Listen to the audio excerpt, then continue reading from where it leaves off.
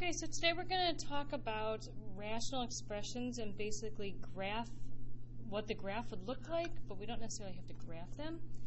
So you're going to have to know one vocabulary word. It's called an asymptote. An asymptote is basically a line that your graph gets very, very close to, but never touches. And we've talked about this before with logarithms. So let's say that this is your graph, and you have a line that your graph gets very close to, infinitely close to it, and never touches it. That's called an asymptote. So all the asymptotes that we're going to talk about in this section are going to be vertical asymptotes. And all vertical asymptotes have an equation that starts with x equals something. Okay? So to find your asymptote, you're going to set your denominator equal to 0 and then solve. All right, we're going to use the asymptotes to help us answer the next question of finding the domain. So if you think about it, domain and denominator, they both start with a d. That should help you remember it. You're going to use your asymptotes as any excluded values. So for example, if you had an asymptote at 5, then it would be all reals except for 5. If you had an asymptote at -6, it would be all reals except for -6. The last thing we're going to find today is zeros. Those are also known as X-Intercepts. And X-Intercepts are what make the numerator equal to 0. So we're going to set the numerator equal to 0 and then solve. And you're going to list those answers as an ordered pair. Okay, if you need to pause the video, then go ahead and do that. Otherwise, we're going to move on to the first two problems. Okay, so problem number 1, it says identify vertical asymptotes and the domain. So we're actually going to start with the asymptote. The asymptote says set the denominator equal to 0. So we're going to look at what does the denominator say, x minus 5, set it equal to 0. Okay, and then you're going to solve for x. So you get x equals 5. That's your vertical asymptote. So we're actually going to find this first, then we're going to answer the next question. So to find the domain, you're going to use that asymptote answer as your excluded value. So we're going to say all real numbers, or all reals except that answer that we had right here.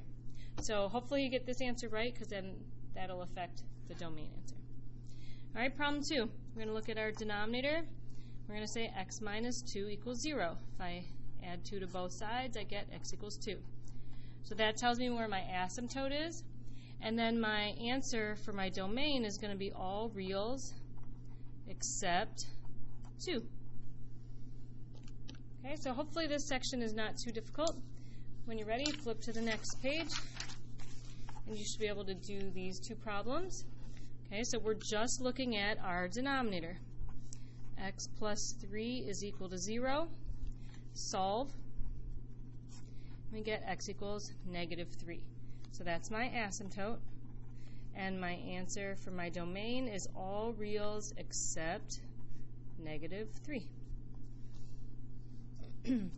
Number 4, we've got x minus 5. So set that equal to 0, solve for x. You get x equals 5. That's your asymptote. And then you need to state that your domain is all reals except 5. All right, so we're going to continue doing the same thing, except now we're going to add in finding zeros, which is our X-Intercepts. So let's just start with the denominator. X equals 0. That gives me my asymptote. My domain is all reals except the number we just found, which was 0. All right, but now to find the zeros, these are also known as our X-Intercepts. I'm going to look at my numerator. I'm going to set that equal to 0. Now, sometimes I need to factor, and sometimes I do not. So in this case, I do need to factor. I want to know what multiplies to -15. That adds to +2. So it should be +5 and -3. So now this means I'm going to have two different answers. One of them is -5, one of them is 3. And we're going to say these as ordered pairs. So -5, 0, and 3, 0. Okay? So now I'm going to keep going. Now I've got problem number 6. So I'm going to start with what is my asymptote. I'm going to start with my denominator. X minus 6 equals 0. I know when I solve, I'm going to get x equals 6. So this is all reals except 6. And then I'm going to look at my numerator. X squared minus 4 equals 0. A lot of times these factor, so that's a difference of perfect squares. So this answer gives me 2, this answer gives me negative 2. So I have 2 comma 0 and negative 2 comma 0. All right, last two problems. Start with your asymptote.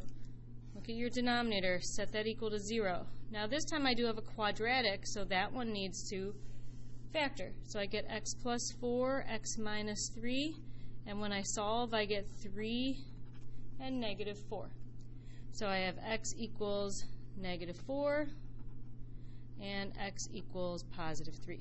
So in this case, when I say all reals except 4, now I have two answers to exclude, negative 4 and positive 3, because those are my two asymptotes.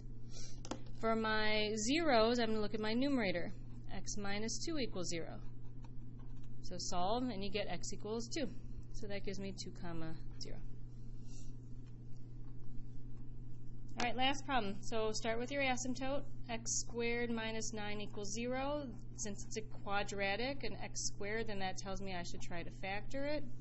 So when I factor it, it's a difference of squares, and I get negative 3 and positive 3. So x equals negative 3, x equals positive 3. When I do my domain, it's all reals except the answers that I got over here. Negative 3 and 3. I'm going to circle that just because I had a lot of work there. All right, and then my last thing is look at my numerator. That tells me my zeros or my x-intercepts. When I solve, I get x equals negative 5. So just make sure you put this as an ordered pair, because that's the point where the graph crosses the x-axis. And we're all done.